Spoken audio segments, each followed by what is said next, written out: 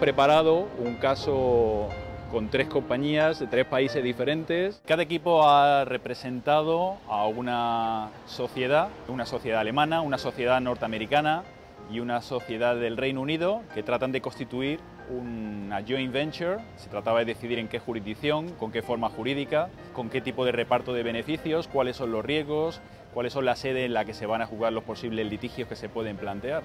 Why do I want to say this? I want us all to be perfectly aware of how important it is for us to make sure we do an almost perfect job here. So most of these Fortune 500 companies that I mentioned, I don't know, Google, Facebook, all of these, they're incorporated in Delaware, but they don't have their headquarters there. They have it in New York or LA or Silicon Valley or whatever. The company of the US is presenting to us that we should do it a liability company, but that form it's just popular in Delaware. That's why we don't believe we should take into that form. Ha servido para que los alumnos pudiesen poner en práctica sus dotes de oratoria jurídica, en niveles de inglés y presentar en público todo el trabajo que han venido preparando y realizando en estos días pasados. At the end of the week, we'll be looking also at international joint ventures, which involves corporate securities and other areas of the law.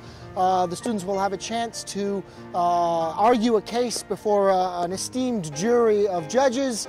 We must not forget that ever since commercial transactions started, the United Kingdom has been the center of all the commercial operations, and the majority of commercial transactions are governed by English law. About the liability, well, as the former companies, well, the companies that came before us explained, it means that the shareholders are not liable for the company's debts. I think this is room for, we can leave this for a negotiation, but U.S. Delaware law, incorporation in Delaware is what I think what we're pushing for most.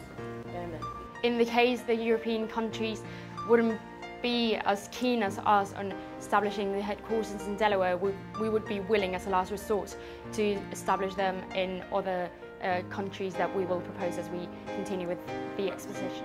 La experiencia ha sido muy positiva, muy favorable y que desde luego al mismo tiempo ha contribuido de una manera importante a animarlos a que profundicen en esta materia de derecho de los negocios y también pues abrirles las puertas a que cojan con interés y con ilusión pues todas esas materias que ahora van a empezar a estudiar con mayor profundidad.